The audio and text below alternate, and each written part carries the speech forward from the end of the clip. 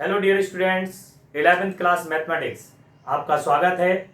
मैं Saraj Porwal, mathematics lecturer, Agrasen Mahila Vidyapeeth school से मैं आपको मैथमेटिक्स पढ़ाऊंगा।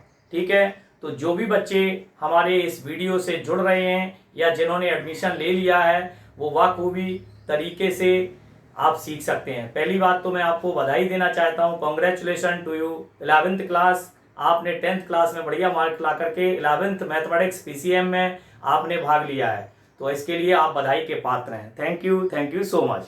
इसके बाद मैं आपको आज अवगत कराऊंगा कि हमारे 11th क्लास में कि किस तरह का सिलेबस है, किस तरीके से 10th की मैथमेटिक्स से 11th की मैथमेटिक्स थोड़ी अलग है, किस तरीके से हमें पढ़ना होगा। पीसीएम ग्रुप या पीसीबी ग्रुप आपने जो भी खोज किया हुआ है, मान लीजिए आपने पीसीएम ग्रुप लिया हुआ है, तो पीसीएम ग्रुप क्यों लिया है, क्या कारण है, क्यों लिया है। सबसे पहली बात आती है क्यों लिया है, क्या करेंगे, इसका डिस्कस हम दूसरे वीडियो में करेंगे। लेकिन पहले मैं आपको आज इंट्रो जो दे रहा हूं वो केवल इसलिए, और पीसीएम से हमें क्या फायदे हैं, क्या लाभ है, बेनिफिट्स। तो आप बात करेंगे पीसीएम की, तो पीसीएम का मतलब आप जानते ही हैं, इसका मतलब होता है फिजिक्स, इसका मतलब होता है केमिस्ट्री और इसका मतलब होता है मैथमेटिक्स। ठीक है, बाकी पीसीबी लेते हैं वो बायो में चले जाते हैं, पीसीबी वाले बायो में चले जाते हैं, तो बायो आपके पास नहीं है। ठीक है, तो हमारे यहाँ पर फिजिक्स, केमिस्ट्री और मैथ 3 सब्जेक्ट आपने लिए होंगे, या आपने पीसीबी फिजिक्स, केमिस्ट्री, बायोलॉजी। तो मेन जो सब्जेक्ट होता है, स्ट्रीम होती है, वो होती है मैथ्स और बायो। उसके बाद जो भी स्ट्रीम अलग अलग आप लेंगे, आर्ट्स, कॉमर्स, वो सब अलग अलग होती हैं। तो आपने जो डिस्ट्रीब्यूशन किया हुआ है वो मैथ्स में किया हुआ है, जिन बच्चियों ने मैथ्स में किया हुआ है वो मैथ्स पढ़ेंगे, जिन्होंने बायो में किया हुआ वो बायो पढ़ेंगे। तो हम आपको पढ़ाएंगे एनसीईआरटी 11th की मैथमेटिक्स। ठीक है, मैंने आपको लिख दिया, अपना नाम भी लिख दिया, welcome to 11th class syllabus chapter wise. आज हम आपको इस लेक्चर में इंट्रोडक्शन बताएंगे, एनसीईआरटी ने किस तरीके से अपना सिलेबस यहाँ पर रख रखा है। तो सबसे पहले हम बात करेंगे, आपने 10th क्लास में बहुत सारी चीजें पढ़ी होंगी, जितना भी मैथमेटिक्स पढ़ा है उसमें आपने संख्याओं की नॉलेज ली होगी, संख्याएं, नंबर सिस्टम। सबसे पहला हमारा काम होता है कि नंबर सिस्टम, सबसे पहले हम ये जानें कि संख्याएं क्या होती हैं। हम बहुत डिटेल में चर्चा करेंगे इन सब की। उससे पहले मैं आपको सिलेबस बताना चाहता हूं, उस सिलेबस में आप देखें कि किस तरीके से हम इसमें सिलेबस को परचेज करते हैं। तो यहां पर देखेंगे, यहां पर सबसे पहले आता है सेट्स। ठीक है, समुच्चय। तो समुच्चय क्या है, पहला चैप्टर है अपना सिलेबस के अंदर सेट। तो सेट में हम क्या क्या चीजें पढ़ेंगे, क्या कैसे कैसे हम सीखेंगे।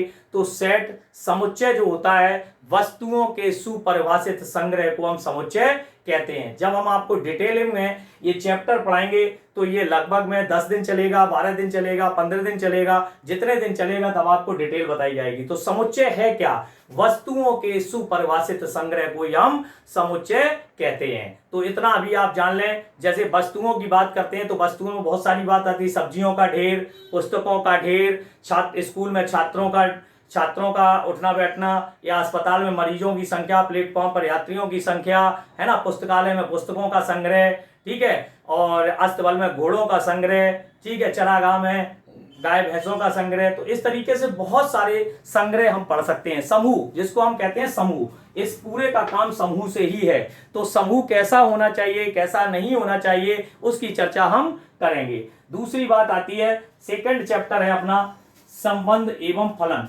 रिलेशन एंड फंक्शंस,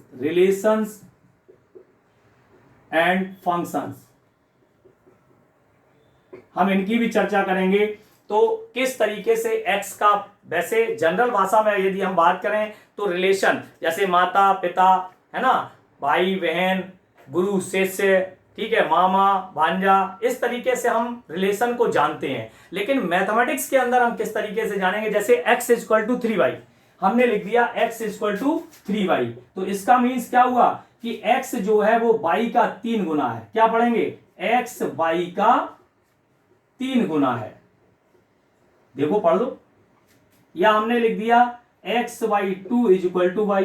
तो अब क्या पढ़ेंगे, बाई एक्स का आधा है, कैसा है, x का आधा, बाई जो है वो x का 1/2 है। तो दैट इज द रिलेशन, इसको हम कहेंगे अपनी भाषा में संबंध, क्या कहेंगे, संबंध। और एक चीज और आती है y is equal to F of x, that is the function. और फंक्शन को लिखने के लिए function such that a tends to be, इस तरीके से हमें लिखते हैं। तो ये कहलाता है relation and function. Relation and function कहलाता है। रिलेशन और फंक्शन की जो वेरिएंट होते हैं वो इस तरीके से आपको सिखाया जाएगा, ठीक है। तो इसके लिए हम आपको आगे पूरा बताएंगे। इसके बाद आता है सबसे अहम टॉपिक जो है वो पूरा त्रिकोणमितीय फलन। त्रिकोणमितीय फलन के अंतर्गत हम देखेंगे बच्चों कि किस तरीके से त्रिकोणमितीय फलन हम पढ़ेंगे। त्रिकोणमिति में आपने अब तक बहुत सारी चीजें पढ़ी होंगी, जैसे कि आप जानते हैं कि आपने त्रिकोणमिति में टी रेशियो पढ़े होंगे, sine theta, cos theta, tan theta, cot theta, sec theta और कोसेक थीटा, ठीक है, इनको पढ़ा होगा। तो उस तरीके से इनके रेशियोज या फंक्शंस हम फाइंड करेंगे, ठीक है। उन फंक्शंस को फाइंड करने के लिए हम क्या करते हैं, ठीक है, तो उसको हम बताएंगे आपको। यहां पर साइन थीटा कॉस थीटा ही केवल नहीं पढ़ना होता है, उसके बारे में उसके सूत्र ड्राइव करना, उसके फॉर्मूले बनाना, उस पे डिपेंड उसकी पाइथागोरस प्रमेय को प्रूफ करना, पाइथागोरस प्रमेय की सहायता से उनके किस तरीके से उनकी वैल्यू फाइंड करना, है ना। बहुत सारी चीजें हम यहाँ पर पढ़ने वाले हैं। आपने जो 10th क्लास में पढ़ा है वो बहुत छोटा पार्ट था। यहाँ पर हम आपको साइन, कॉस, टेन, कॉट, सेक, है ना, और कोसेक, बहुत सारी चीज है। ये टी रेशियो बोलते हैं इनको हम, टी रेशियो, इनसे संबंधित बहुत सारी जानकारियां आपको मिलने वाली। इसके बाद हम इसी में पढ़ेंगे त्रिकोणमितीय समीकरण, ठीक है। अभी अच्छा एक चीज और बता दें, आपने जो 10th में पढ़ा वो त्रिकोणमितीय अनुपात थे, क्या थे, अनुपात। हम यहां पढ़ेंगे फंक्शन, त्रिकोणोमेट्रिक फंक्शन, त्रिकोणोमेट्रिक फंक्शन, क्या पढ़ेंगे, त्रिकोणोमेट्रिक फंक्शन। ये जानना बहुत जरूरी है अपने लिए कि फंक्शन और अनुपात में क्या अंतर होता है। तो इस चीज की भी चर्चा हम इस चैप्टर के अंदर करेंगे। चौथा चैप्टर आता है मैथमेटिकल इंडक्शन, गणितीय आगमन का सिद्धांत। इसमें हम क्या करते हैं, किसी चीज को, किसी सवाल को हम प्रूफ करते हैं, क्या करते हैं, प्रूफ करते हैं। तो प्रूफ कैसे किया जाता है, इन बातों पे चर्चा भी करेंगे। तो अब हम देखेंगे आगे गणितीय आगमन के सिद्धांत में, जैसे मान लीजिए हमने कोई संख्याओं पे ले लिया कि sigma N square, sigma N cube, sigma N, अभी आप नहीं जानते होंगे सिग्मा एन स्क्वायर क्या होता है। तो ये सिग्मा का साइन है एन प्लस 1/2, ठीक है। Sigma N square n plus 1 2n plus 1/6, ठीक है। ऐसे ही sigma n cube n plus 1/2 का होल स्क्वायर। तो इन सब बातों की चर्चा हम यहाँ गणितीय आगमन के सिद्धांत में प्रूफ करेंगे 100%। और इसके बाद आता है सम्मिश्र संख्याएं एवं द्विघाती। सम्मिश्र संख्याओं को हम जेड से, ठीक है, निरूपित करते हैं या सी से, ठीक है, जेड से या सी से। जेड बराबर होता है एक्स प्लस आयोटा वाई, क्या होता है, एक्स प्लस आयोटा वाई। इसमें ये आपकी रियल होती है और ये आपका इमेजिनरी होती है। कौन सी होती है, इमेजिनरी। ये सब बातों की चर्चा आपको कराई जाएगी। नेक्स्ट आता है रैखिक असमकाएं। आपने 10th क्लास में रैखिक असमकाओं का भी चैप्टर पढ़ा हुआ है। रैखिक असमकाएं क्या होती हैं बेटा, रैखिक असमकाएं क्या होती है, मैं आपको एक बार आपको बता दूं। रैखिक असमकाओं में आपने देखा होगा, आपको ये रैखिक असमकाएं दी जाती हैं, जैसे x प्लस 2y बराबर 5 बराबर नहीं, is greater than and equal x plus 3y, 2x plus 3y is less and equal 10, और x इज ग्रेटर देन 0 और y इज ग्रेटर देन 0। तो ये कहलाती हैं आपकी रैखिक असमकाएं। या हो सकता है इनमें इक्वल ना लगाओ, इनमें इक्वल लगाओ, इस तरीके से हो। तो हम क्या करते हैं कि इस तरीके से कुछ लाइंस आती हैं, तो उनसे घिरा हुआ क्या करते हैं हम, ये परिबद्ध एरिया निकालते हैं। तो इसमें हम इस चैप्टर के अंदर रैखिक असमकाओं को हल करना सीखेंगे, ठीक है ना। क्रमचय संचय की बात करते हैं, धीरे धीरे देखते चलें, थोड़ा थोड़ा इंट्रोडक्शन दे रहा हूं मैं। अभी चैप्टर जब स्टार्ट होगा तो सब कुछ मिलेगा। क्रमचय संचय में हम क्या करते हैं, एक होता है एनसीआर और एक होता है एनपीआर। इसको हम बोलते हैं क्रमचय और इसको बोलते हैं संचय, ठीक है। इसका सूत्र निकालने का तरीका होता है NPR factorial N upon factorial N minus R, और इसका होता है factorial n upon factorial r into factorial n minus r। अभी आप इतना जान लें, क्रम से वस्तुओं का क्रम से चयन करना ही क्रमचय कहलाता है, और वस्तुओं को इकट्ठा करना, समूह में लेना, जैसे ताश की गड्डी हुई है ना, टीम हुई, इस तरीके समूह हुआ, तो ये सब चीजें किसके अंतर्गत आएंगी? क्रमचय और संचय। इनमें हम पहचान करेंगे और क्रमचय संचय की अवश्य ही बात करेंगे। नेक्स्ट बात करते हैं द्विपद प्रमेय। आपने अब तक पढ़ा होगा 1 प्लस एक्स का होल स्क्वायर, 1 प्लस एक्स का होल क्यूब, 1 प्लस एक्स की घात 4 भी पढ़ लिया होगा। लेकिन आपने 1 प्लस एक्स की घात 50 दे दिया जाए, 1 प्लस एक्स की घात 100 दे दिया जाए, 1 प्लस एक्स की घात 200 दे दिया जाए, तो कैसे करेंगे? और 1 प्लस एक्स की घात n दे दिया जाए तो हम किस तरीके से करेंगे?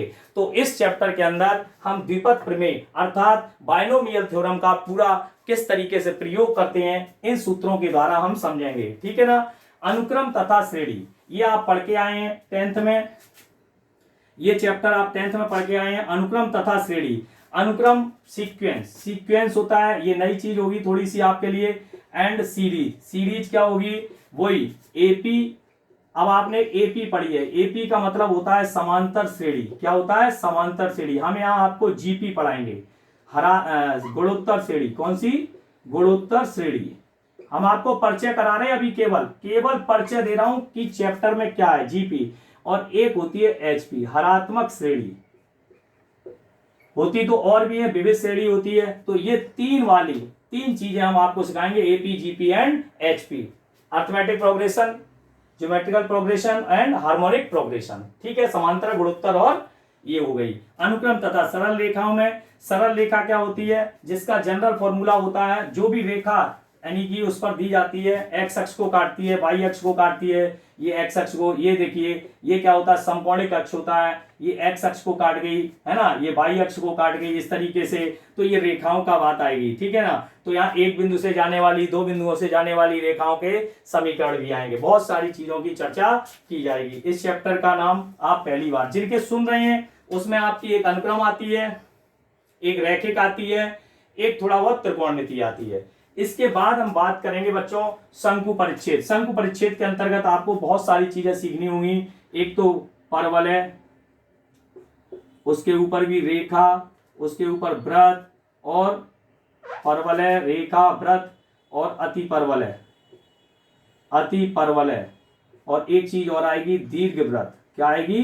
दीर्घ वृत्त। तो इन सब की बात करूंगा मैं। ये सब टॉपिक हैं, line, parabola, ellipse, circle, ellipse and hyperbola. ठीक है। तो ये क्या होती हैं, क्या नहीं होती हैं, ये सब हम शंकु परिच्छेद के अंतर्गत सीखते हैं और इनका विशेष तरीके से यूज करते हैं। जब आप पूरी साल इसको पढ़ेंगे तब जाकर के आपको पूरा मटेरियल समझ में आएगा। इसके बाद हम बात करते हैं त्रिविमीय ज्यामिति। आप जानते होंगे 2D तो सभी जानते हो, अभी मैंने बनाया। ये कौन सा अक्ष है? एक्स। ये कौन सा अक्ष है? वाई। तो एक्स एक्सिस है, ये वाई एक्सिस है। अगर इसी में हम एक और जोड़ दें तो ये जेड एक्सिस हो जाएगा, अर्थात 3D। आप देख रहे होंगे ये हम डस्टर लिए हुए हैं, डस्टर का कोना पकड़ो तो ये हो गया, ये हो गया, और ये क्या हो गई? उसकी हाइट हो गई। जैसे ये बल्ब टंगा हुआ है, बल्ब में क्या होगा? एक तो लंबाई, एक चौड़ाई, और एक क्या हो जाती है? जमीन से उसकी ऊंचाई हो जाती है। तो 3D। ये कोना है, कोई भी कोना, मान लीजिए ये कोना है या इसका कोना है, ये सब 3D बनाते हैं। लंबाई, चौड़ाई और कहां से? इस जमीन से उसकी ऊंचाई ले लें तो वो 3D बनाएगा। कोई भी कॉर्नर, डस्टर का कॉर्नर है। तो इस तरीके से हम 3D में बहुत सारी चीजें पढ़ेंगे। ठीक है। सीमा और अपकलज। सीमा और अपकलज क्या है बच्चों? सीमा और अपकलज की बात करते हैं तो सीमा, किसी चीज की सीमा, limit x tends to 0 function of x equal to l। इस तरीके से ये सीमा होती है। हम किसी फंक्शन की जो वैल्यू हम एक निश्चित सीमा तक निकालते हैं, उसी को हम सीमा कहते हैं। अर्थात हम एक स्फीयर के अंदर, या हम कहते हैं कि स्फीयर नहीं, वृत्त के अंदर क्या करें? एक पंचभुज बना दें, तो ये इस तरीके से बन गया। तो अब क्या होगा? ये इसकी सीमा है कि ये इसके बाहर नहीं जा सकता है, अर्थात ये वृत्त के अंदर ही रहेगा, चाहे इसमें लाखों भुजाएं बढ़ा दी जाएं। हाँ, ऐसा हो सकता है कि इसके बराबर हो जाए, लगभग में समान हो जाए, लेकिन इससे बड़ा नहीं हो सकती है, इसलिए हम कहते हैं इसको सीमा। और अवकलज का मतलब होता है डेरिवेटिव, और डेरिवेटिव में हम क्या क्या सीखेंगे? बहुत बड़ा पोर्शन है, 12th के अंदर ये 38 मार्क्स का है। जब आप आएंगे 12th में तो 38 नंबर का पढ़ाया जाएगा आपको। ठीक है, अवकलज क्या होता है, जैसे D D x of C, D D x of x की पावर n। तो जो डी डी एक्स है, ये जो लिखा हुआ है डी डी एक्स, इसका अर्थ होता है x के सापेक्ष अवकलन। क्या होता है, x के सापेक्ष अवकलन। जिस फंक्शन का किया जाता है D D x of this function, जो जिस फंक्शन का किया जाएगा उसको हम इस तरीके से लिखते हैं। ठीक है, इसके बाद आता है गणितीय विवेचन। इसमें बहुत सारी रीजनिंग होती है, रीजनिंग टाइप के प्रश्न आते हैं, वो उसी समय बताया जाएगा। और सांख्यिकी में आप जानते ही हैं, मीन, मोड और मीडियन, 3 चीजें आप पढ़ के आए हैं। लेकिन हमारे यहाँ केवल ये ना पढ़ करके इनका क्या निकालेंगे, किसके द्वारा, मतलब मीन के द्वारा, मोड के द्वारा, है ना, एमडी निकालते हैं, मीन डेविएशन। क्या निकालते हैं, मीन डेविएशन, माध्य विचलन। क्या निकालते हैं, माध्य विचलन। दूसरा निकालेंगे क्यूडी, एक क्यूडी होता है, क्वार्टाइल डेविएशन।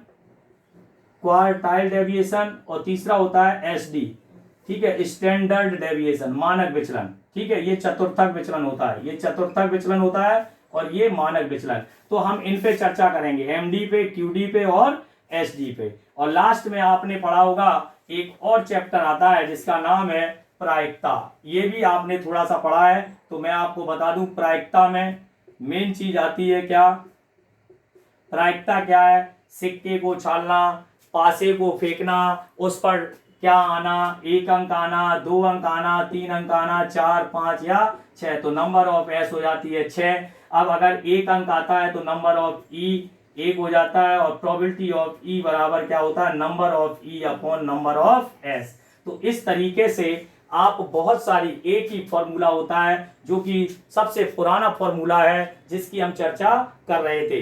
तो बच्चों, आज मैंने आपको अभी ये बताया कि किस तरीके से हम मैथमेटिक्स पढ़नी है और कितने चैप्टर्स पढ़ने हैं, क्या क्या पढ़ना है, मैंने आपको उसके बारे में बता दिया है। मैं समझता हूं कि आपकी समझ में आ गया होगा। ये चैप्टर के नाम तो आ ही गए होंगे, इतना ही जानना आज के लिए बहुत जरूरी था। मैंने आपको पहले ये बताया कि सिलेबस है क्या, 16 चैप्टर हमें कैसे पढ़ने हैं, कैसे नहीं पढ़ने हैं, हम अपना बेसिक कंसेप्ट भी आपको बताएंगे। उस बेसिक कंसेप्ट के बाद में फिर आप देखेंगे किस तरीके से आगे कार्यक्रम चलेगा। ठीक है, मेरी भाषा समझ में आ रही होगी आपकी। कोशिश करना, मैं जो भी बोल रहा हूं उसको आप बार बार दोहराना, वीडियो को कम से कम 1 से 4 बार देखना, और वीडियो में बार बार रोक के देखना है। कहीं कोई दिक्कत आती है तो मेरा व्हाट्सएप नंबर है 838582, मेरा फोन नंबर और व्हाट्सएप नंबर 8385821004।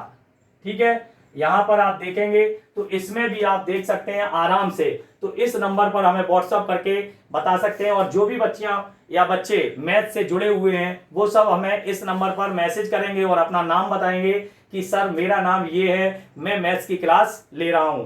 ठीक है ना। अब मैं आपको बताना चाहता हूं कि पीसीएम क्यों लेना चाहिए, क्यों पढ़ना चाहिए, क्यों पढ़ना चाहिए, क्यों पढ़ना चाहिए। तो देखिए, सबसे पहले तो आपने पीसीएम सोच कर लिया होगा। आपके घर में माता पिता भाई बहन, अगर आस पड़ोस मोहल्ले में जो भी रिलेटिव होंगे उन्होंने बताया होगा कि पीसीएम क्यों लेते हैं, या पीसीबी क्यों लेते हैं, आर्ट्स क्यों लेते हैं, कॉमर्स क्यों लेते हैं। तो मैं आपको बता दूं, ये साइंस की स्ट्रीम है। साइंस में फिजिक्स केमिस्ट्री मैथ का एक ग्रुप होता है जिसको हम पीसीएम कहते हैं। ठीक है, इसको 11th में लेते हैं, फिर ये 12th में लेते हैं, और इसके बाद बीएससी में भी हम इसको लेते हैं। नई शिक्षा नीति में थोड़ा सा अलग मामला आया है। नई शिक्षा नीति 2020 में बहुत सारा चेंजिंग है। आप किन्हीं भी सब्जेक्टों के साथ में आप 12वीं कर सकते हैं, किन्हीं भी सब्जेक्टों के साथ में आप बीएससी कर सकते हैं। तो उसकी टेंशन बात की, अभी आप जिस क्लास में हैं अभी नई शिक्षा नीति नहीं आई है, तो अभी तो हमें यही पढ़ना होगा। क्यों लिया है, क्यों लिया, इसका कारण आप जानते होंगे, क्योंकि घर वालों ने कहा होगा, या आपने सोचा होगा कि मुझे आईआईटी करना है, आपने सोचा होगा मैं नीट करनी है ना, या आपने सोचा होगा कि सर हम तो एनडीए करेंगे, या आपने सोचा होगा कि सर हम एयरफोर्स में जाएंगे, या आपने सोचा होगा कुछ और। एनी हाउ, जो भी आपने सोचा हो मुझे नहीं मतलब है।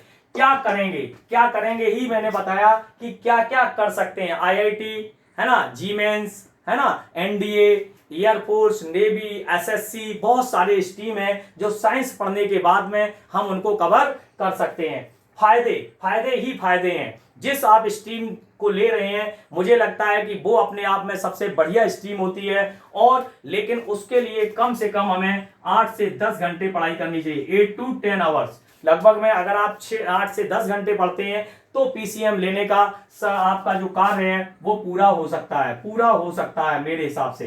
तो आप क्यों पढ़ना चाहिए? पढ़ना इसलिए चाहिए क्योंकि हम आर्ट्स लेंगे तो भी पढ़ेंगे, कॉमर्स लेंगे तो भी पढ़ेंगे, लेकिन साइंस में हमारे अंदर सिंसियरिटी, सेंसिटिविटी और बहुत सारा आत्मविश्वास, मैथ पढ़ने वाले जितने भी छात्र होते हैं उनके मन में इतना आत्मविश्वास होता है, विल पावर बढ़ जाती है कि उसको पढ़ने के बाद अन्य सब्जेक्ट सब सरल लगने लगते हैं। इसलिए हमारा झुकाव जो है वो पीसीएम अर्थात मैथमेटिक्स की ओर हो जाता है। गणित विज्ञानों का देवता है, ये सभी ने कहा है। गणित से ही सारी चीजें चल रही हैं। गणित नहीं होता तो आप बाकी के सब्जेक्टों में बहुत परेशानियां आती हैं। जितनी भी कैलकुलेशन गणना करनी होती है, गणना कहां से आएगी? गणित से।